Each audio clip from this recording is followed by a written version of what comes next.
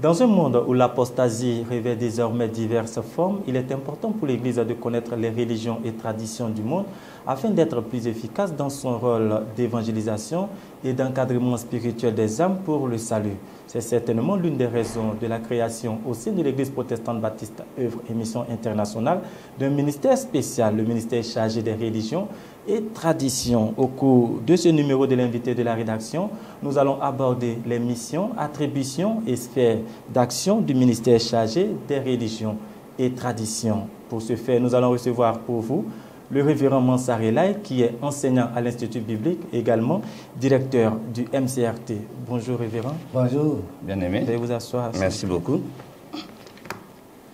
Bienvenue sur notre plateau révérend.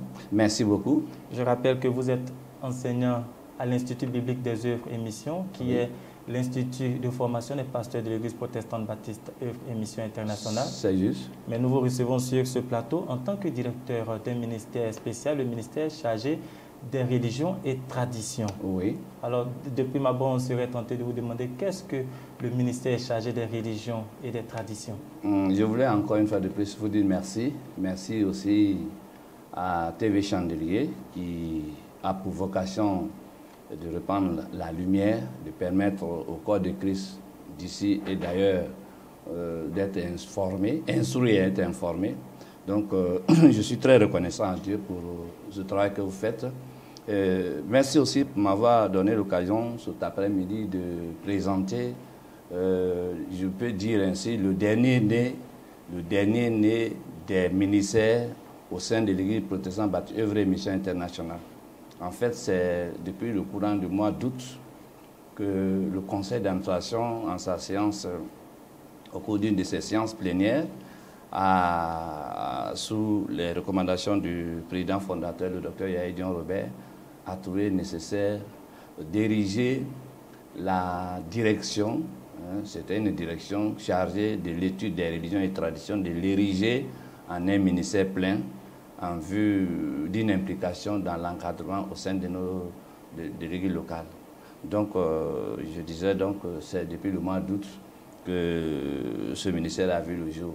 En fait, il a été réhabilité parce qu'il existait avant sous forme de département, depuis la gare, et puis après, il a été réduit, ensuite il a été réhabilité, et puis, bon, donc c'est maintenant encore, il a été réhabilité en ministère chargé des religions et des traditions. Alors, érigé en ministère, cela sous-entend qu'il y aura désormais des ouvriers dans les différentes églises locales. Oui, alors, oui. Quelle est l'importance d'avoir un tel ministère dans une église locale? À la différence entre la direction et le ministère, c'est que dans sa première forme d'activité, elle était sous forme de direction spécialisée simplement dans l'enseignement, la formation des leaders. Donc, et c'est dans cette période, pendant près de 10 ans, ça m'a permis de faire beaucoup de recherches, d'écrire sur sur les différents sujets qui vont faire l'objet de notre entretien d'ailleurs. Et donc, maintenant, lorsqu'il a été érigé maintenant en ministère plein, il vient compléter un travail d'encadrement qui est déjà fait par les autres ministères, particulièrement au niveau du bloc du ministère des relations d'aide. Donc, les relations d'aide, c'est la suite d'un travail d'assistance, si on peut l'appeler ainsi, un travail d'assistance spirituelle auprès des rachetés. Vous voyez, quand quelqu'un a accepté le Seigneur Jésus-Christ, il passe par l'évangélisation, de l'évangélisation à l'encadrement pour être introduit dans une église de maison. Ça, c'est le principe de travail de l'église baptiste œuvre et mission. Mais une fois introduit dans une église de maison, tu vois, il y a une autre suite du travail d'encadrement qui est fait, rien que pour participer à l'acquisition de son salut. C'est en ce moment-là qu'intervient ce bloc du ministère qu'on appelle les relations d'aide. Justement, au sein de ce ministère, quelles sont les missions spécifiques du MC? Maintenant, la mission spécifique, la particularité de ce ministère, c'est qu'elle vient pour faire une cure d'âme spécifique au niveau de ses membres, particulièrement ceux qui ont passé par certains courants religieux, certaines traditions, certaines sectes, voilà, donc alors qui sont là ils sont baptisés, ils exercent, mais ils peuvent être sous les influences. Là, on peut être pasteur et peut être influencé par exemple, la tradition, par les sectes. Voilà. Donc, c'est pour préserver donc l'Église, disons, de ces influences qui ont pour but de rendre apostat, d'infecter, de rendre, disons, inefficace le racheté de Dieu. Donc, c'est un travail spécifique. Alors, révérend, oui. Un ancien adepte d'une secte devient chrétien. Chrétien. Il devient même pasteur. Il est baptisé, il est pasteur. Secte qu'il a abandonné peut encore influencer sa pratique chrétienne. Je vous donne un exemple. Par exemple, quelqu'un qui a fait la Rose-Croix. La Rose-Croix est une secte initiatique ésotérique. C'est-à-dire que la formation dans la Rose-Croix commence sous forme de philosophie. Tu vois, et donc la Rose-Croix est réservée seulement pour ceux qui savent lire et écrire. Donc c'est pourquoi vous ne trouverez que des intellectuels dans la Rose-Croix. Mais arrivé à un certain degré de votre croissance intellectuelle dans ce domaine, ils vont vous entreprendre des expériences pour renforcer la théorie que vous avez reçue. Et ces expériences vont vous faire croire que donc vous avez une chose d'importance, une chose utile à vous. Mais en même temps que vous recevez la connaissance, en même temps on vous infecte des esprits. Voilà. Et donc, quelques années après, c'est pourquoi là-bas, il y a les monographies, c'est-à-dire il y a les manières de formation. Si vous abandonnez, vous arrêtez, que vous acceptez Jésus-Christ, donc le travail préliminaire de l'encadrement va faire que soit on va vous baptiser, on va faire des cours de formation des nouveaux chrétiens, 6 mois, et puis bon, si vous êtes célibataire, on ne trouvera pas d'obstacle pour vous baptiser. Si vous êtes marié, que vous avez régularisé votre situation, on ne trouvera pas d'obstacle de vous baptiser. On va vous baptiser et puis vous allez passer ensuite au second cycle de la formation au sein de l'Église qu'on appelle le discipulat. Et à partir de là, on vous envoie dans le ministère, dans un ministère quelconque. Vous allez commencer à exercer. Mais entre-temps, cette connaissance antérieure que vous avez reçue, qui parle de connaissance, parle d'esprit. Donc derrière chaque connaissance, vous avez des esprits spécifiques. Donc, ces esprits vont commencer à se manifester dans votre nouvelle vie pendant que vous êtes converti. Mais vous allez commencer à manifester certains caractères. Par exemple, j'ai reçu un frère comme ça, qui après 20 ans de vie chrétienne, apparemment normale dans le service, il a commencé à se rendre compte qu'il fait des visions diurnes. Les visions diurnes, c'est-à-dire c'est en pleine journée, il voit que sa main qu'il tend pour saluer, c'est un couteau qu'il est en train de piquer quelqu'un. Donc lui-même, il a commencé à s'étonner, à se rendre compte que, mais écoute, mais qu'est-ce que je deviens? Et puis à la maison, il y a des choses bizarres qui se passent à la maison. Et la femme a commencé à le soupçonner vraiment de sorcier. Et à cause de ça même, la femme avait vraiment cessé. Parce que comment son mari peut avoir de grandes responsabilités à l'église, et puis il met une vie un peu occulte là, et puis la femme dit, mais mon mari a fait la Rose-Croix, est-ce qu'il a laissé? Il a fallu que ce monsieur se rende, qu'il se présente à moi. J'ai repris ce qu'on appelle le recyclage doctrinal. Voilà, la prière, l'enseignement, l'obéissance. Donc j'ai repris le recyclage pour étudier avec la Bible avec lui, pour l'enseigner d'abord sur qu'est-ce que c'est que la Rose-Croix, quel est le mode d'action, mode d'opération de la Rose-Croix, et comment la Rose-Croix est une nuisance. Ce n'est pas le premier coup de la Rose-Croix, par exemple, que vous allez vous rendre compte que c'est nuisant, c'est dangereux, mais c'est à partir des 5e module, 6e module, 7e module, ah non, là vous ne pouvez plus marcher en arrière. Donc voilà des cas comme ça. Pourtant il était là. Y a-t-il d'autres Et je suis en train de suivre encore plusieurs autres. Il y a un autre que je suis en train de suivre. Lui, il a fait le christianisme céleste. Ça fait plus de 20 ans. Il a laissé, il est un grand responsable. Mais il se rend compte qu'il y a des choses qui se passent dans son sommeil. Il n'arrive pas à comprendre. Malgré les longs programmes de jeûne qu'il fait, 30 jours, 30 jours, 30 jours, 30 jours, malgré tout ça, ça l'inquiète, et il m'a approché. Il avait déjà écrit son témoignage qu'il a donné à son pasteur, mais son pasteur n'a pas eu le temps de lire, de faire le corps à corps avec lui. Vous voyez, c'est tout ça qui fait la complexité de certains jeux. Donc j'ai commencé à le suivre, à le lire et à reprendre avec questions et réponses. Questions et réponses. Donc, actuellement, ça va. Donc c'est comme ça. C'est comme l'islam. Un chrétien qui a accepté l'islam, quelqu'un qui a accepté, qui a quitté l'islam pour accepter Jésus, mais il a besoin de connaître d'abord qu'est-ce que l'islam. S'il ne connaît pas l'islam, il ne peut pas se prendre en charge. Il ne peut pas vivre au milieu de ses parents qui ne sont pas convertis encore. Il ne peut pas les atteindre avec l'évangile. Donc là encore, il faut les instruire sur qu'est-ce que c'est, d'où ça vient, comment ça se manifeste. En fait, quel est le contenu même de l'enseignement sur le plan doctrinal? En quoi ça peut nuire ou bien, etc. Donc, c'est tout ça qui fait la particularité du travail qui est fait dans ce ministère. Alors, révérend, oui. Quand on parle de sectes, de religion et de tradition, oui. on entre dans un monde assez vaste. Oui. Quand on prend par exemple sur le continent africain, il y a tellement de sectes, tellement oui. De religions. Oui. Alors, comment est-ce que le ministère chargé des religions et des traditions va opérer au milieu de toutes ces formes de pratiques? Quelles sont les pratiques qui feront l'objet de vos formations? Oui, merci beaucoup. Tu vois, tu l'as bien dit, nous avons d'abord le bloc des sectes. Les sectes, c'est comme une dissidence. Hein, c'est comme dans les partis politiques, là, par exemple, un parti unique.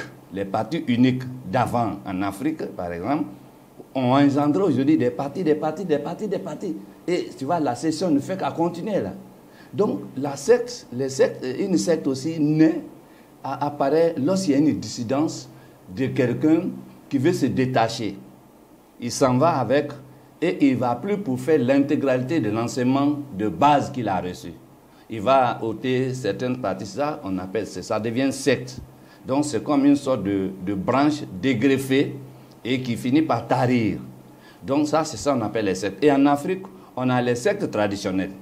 Les sectes traditionnelles, par exemple, vous prenez le cas du Poro. Le Poro est une secte traditionnelle. C'est une secte ésotérique, mystique, comme la Rose-Croix, le Poro. Alors, quelle est la différence entre le Poro avant de La différence entre le Poro et la Rose-Croix, c'est l'écriture. La Rose-Croix, c'est une formation sur l'écriture. Le Poro, c'est l'informel.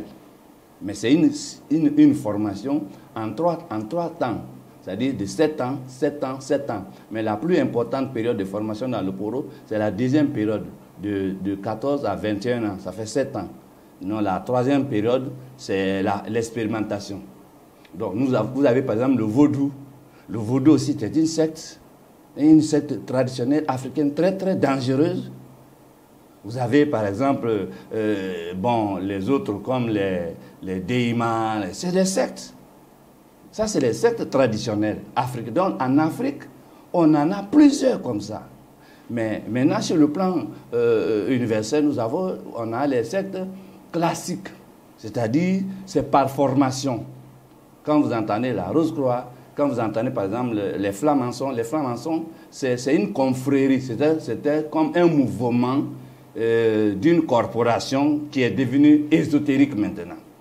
Vous avez en Asie aussi plusieurs autres sectes. Quand vous entendez parler de Guru Maharaji, par exemple, de la foi Ba-Hilal, ce sont des sectes. Vous voyez? Donc, ça, c'est les sectes. Maintenant, les religions sont nées à partir de la grande déviation intervenue dans le jardin d'Éden. Voilà. Donc, ça a créé en l'homme un vide.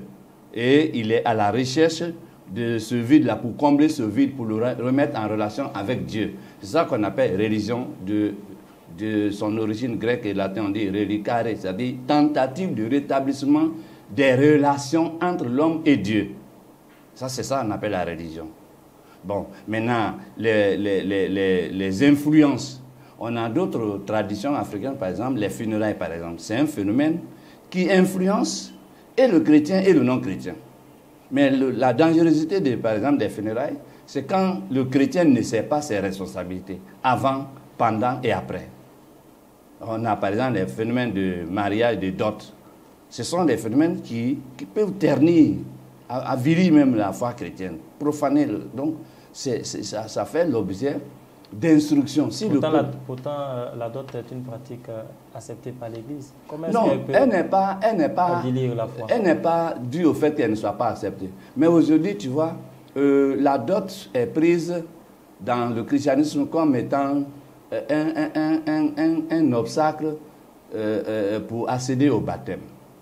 La plupart de ceux qui viennent, par exemple, souvent on dit, bon, si tu vis avec une copine, on dit, bon, qu'est-ce que tu choisis? La garder ou la laisser? Si tu dis, je vais la garder, on dit, ben, il faut faire la dot. C'est ça, non? Donc, et on présente la dot comme condition sine qua non pour accéder au baptême. Comme si le baptême était une fin en soi. Or, dans le christianisme, le baptême est la porte d'entrée dans la nouvelle alliance. L'ancienne alliance que Dieu a contractée avec Abraham avait pour porte d'entrée la circoncision, c'est une marque sur le corps. Dans la nouvelle alliance, la porte d'entrée dans la nouvelle alliance avec Jésus-Christ, c'est une marque sur la conscience. C'est ça le baptême. Mais malheureusement, comme le baptême est devenu comme un rituel, on ne l'enseigne plus. Donc, tu vois, les gens après le baptême, 2 jours après, ils abandonnent, ils divorcent et puis ainsi de suite, bien ils rétrogradent. Alors, vous êtes enseignant dans un institut biblique. Oui. Vous avez de longues années d'enseignement derrière vous. Est-ce qu'au cours de ces années, vous avez ressenti le besoin là qu'il y ait un ministère qui soit chargé des religions et des traditions? Oui, le besoin était... Mais puisque le ministère existait déjà. Mais certainement, peut-être, bon, le Seigneur n'avait pas encore pourvu à un animateur. La grâce que moi j'ai eue, c'est qu'en 2012, lorsque j'ai été affecté des médias, après la naissance de la radio, des médias, on m'a affecté à l'Institut biblique en tant que surveillant et directeur pour la recherche des religions et des traditions. Donc, conjointement, je faisais les deux. Donc, ça m'a permis donc de faire des recherches et d'écrire.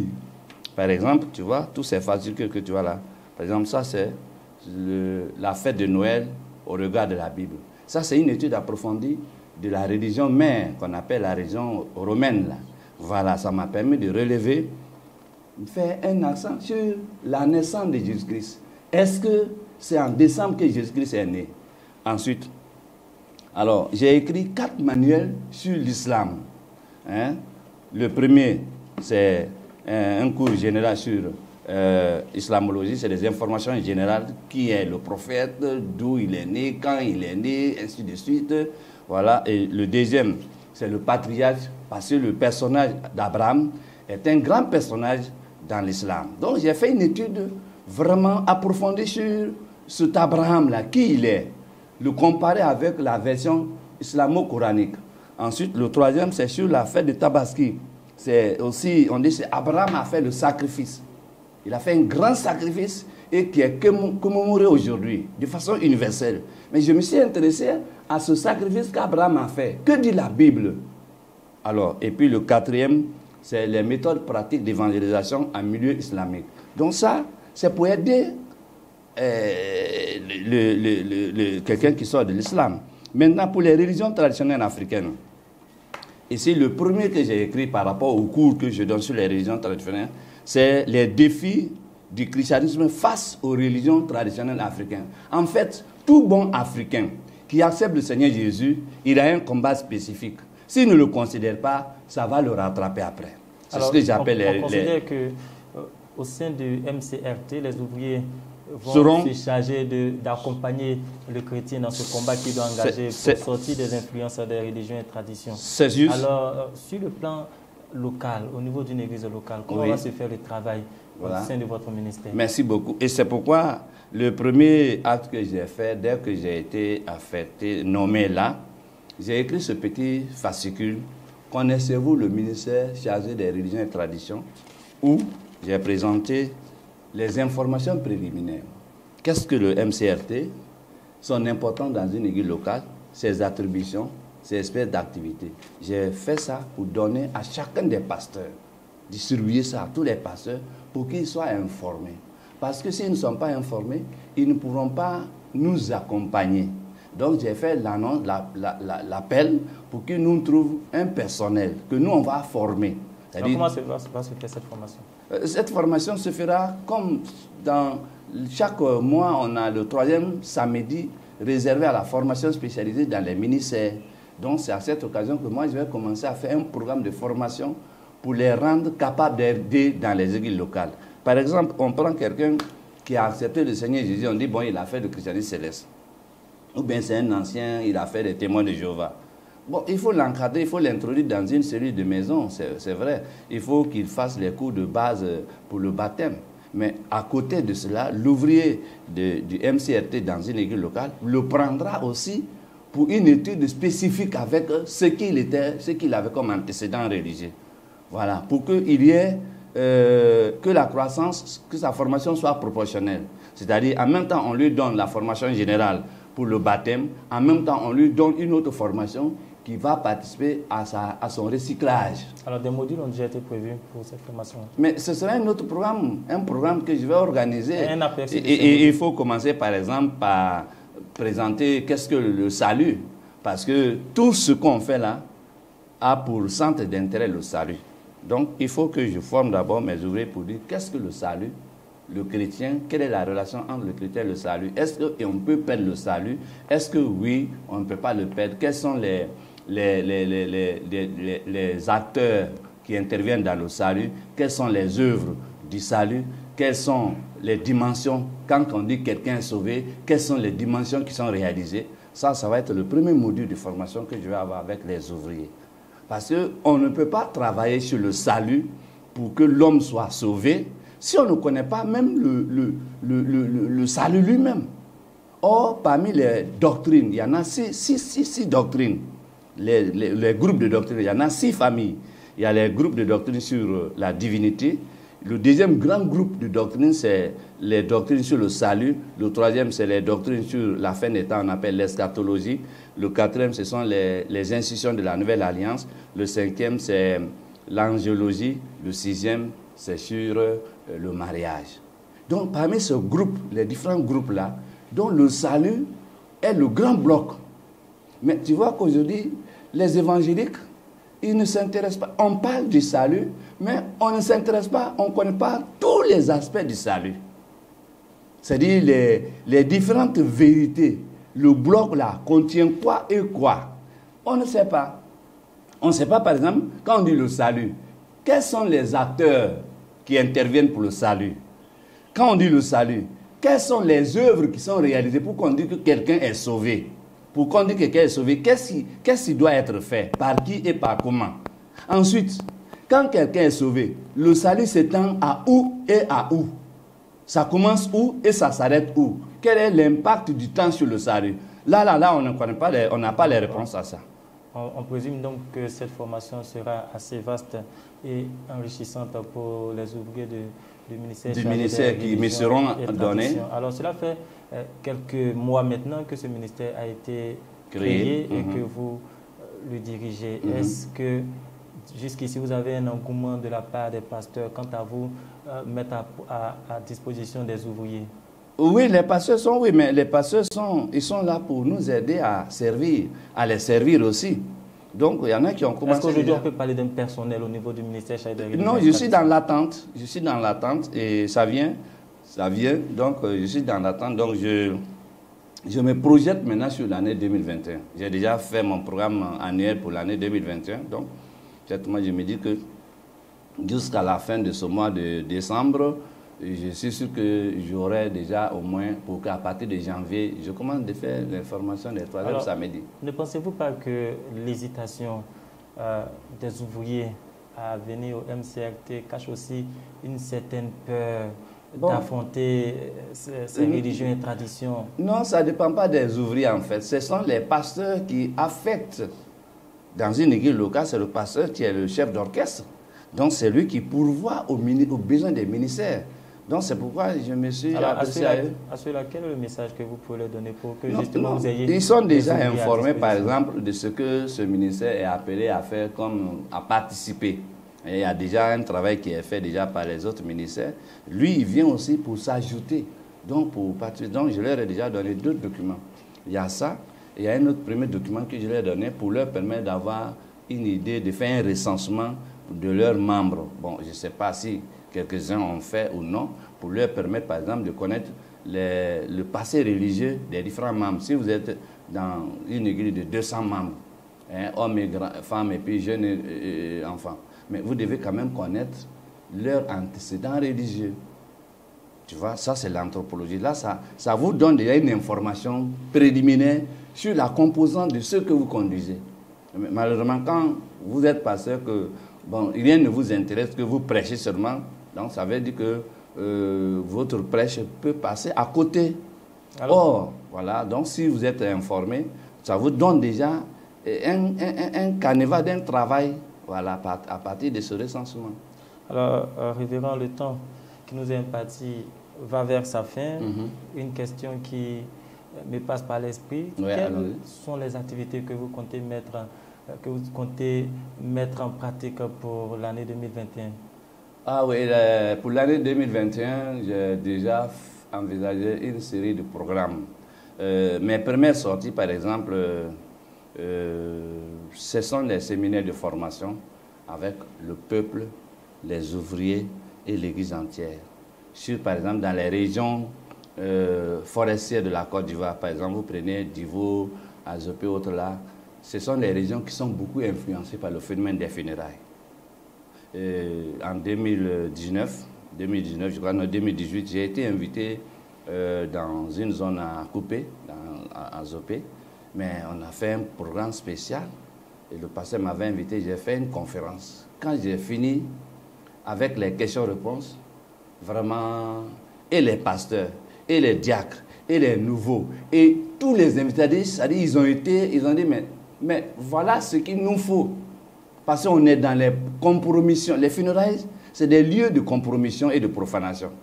Un chrétien qui va aux funérailles, où il profane ce qu'il a, la profanation, c'est le fait de diluer la qualité de la vie que tu as, ou de te compromettre. La compromission, c'est le péché indirect. Donc, mais s'il n'est pas instruit sur quelle attitude il doit avoir lorsqu'on dit que son papa, son grand-père, sa grande soeur, sa grand-mère est décédée.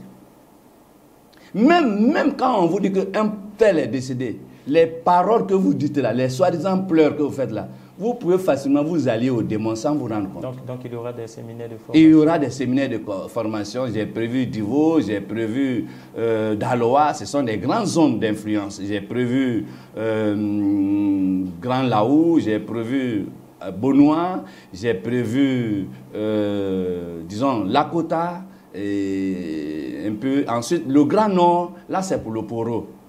Voilà, là j'ai un programme au nord, des programmes au nord. Chaque région, il y aura en fonction de. Oui, le Grand Nord, c'est l'influence du Poro. Il faut instruire. J'ai écrit un livre sur les défis du chrétien face au Poro. Donc là, c'est ainsi de suite. Chaque zone, je connais déjà, tu vois, les différentes influences traditionnelles et religieuses en Côte d'Ivoire. Donc c'est en fonction de là que je fais mes choses. Merci, révérend. Merci pour ce temps passé avec nous. Nous comprenons que c'est un thème qui est assez vaste et c'est avec plaisir que nous avons passé ce temps qui nous est imparti, malheureusement, qui touche à sa fin. Nous allons vous permettre en une minute de donner votre mot de fin, lancer un appel si vous voulez. Merci beaucoup. Dans le livre des Actes, au chapitre 17, Paul, lorsqu'il s'est rendu à Éphèse, l'actuelle capitale de la Grèce, il a constaté que les gens étaient extrêmement religieux. Mais je dirais que ce constat que Paul a fait, il est aujourd'hui universel. C'est-à-dire, toutes les localités, les hommes sont du nord au sud, de l'est à l'ouest du monde entier, ils sont extrêmement religieux. Voilà. Alors, le christianisme est en train de perdre sa valeur et il est en train de devenir religieux. Alors que le christianisme n'est pas un culte de rituel. Mais si on n'y prend pas garde, il va être ritualisé. Et en ce moment-là, il perd son essence. Voilà. Si aujourd'hui on baptise pour baptiser, c'est que le baptême est un rituel. Le mariage est un rituel. La Sainte Seine, c'est rituel. Mais en fait, ce n'est pas des rituels. Non, ce n'est pas des rituels. On devait instruire le corps de Christ et puis ensuite l'appliquer. Mais quand on applique sans instruction, ça devient le rituel. Quand on baptise sans préparer les gens, Ça devient une religion. Regardez par exemple dans nos programmes, dans nos lieux de culte, du 1er janvier au 31 décembre, tu n'attendras jamais qu'un jour, un dimanche par exemple, quelqu'un va dire, bon, ce mois-là ou bien ce jour-là, on va parler des responsabilités d'un homme dans le mariage. On attend seulement le samedi d'un mariage pour parler, certains 2 heures, d'autres 30 minutes. C'est pour dire qu'il y a un danger qui s'annonce. Alors le ministère des religions et des traditions vient pour sonner l'alerte, l'alarme, pour dire attention, attention, il y a un danger et le danger c'est l'apostasie. Le danger c'est l'influence des traditions sur la foi chrétienne. On parlera donc de l'apostasie. Merci, révérend. Merci à vous aussi. Merci d'avoir été sur ce plateau avec nous. Merci. Chers téléspectateurs, nous recevions pour vous le révérend Mansaré Laye, qui est le directeur du ministère chargé des religions et traditions à l'Église protestante baptiste œuvre et mission internationale. Avec lui, nous avons abordé les missions de ce ministère et il a longuement insisté sur les dangers que court désormais la chrétienté face à la poussée des religions et traditions. Nous vous disons merci de nous avoir suivis. Nous vous donnons rendez-vous pour d'autres numéros de l'invité de la rédaction. D'ici là, portez-vous bien et que Dieu vous bénisse.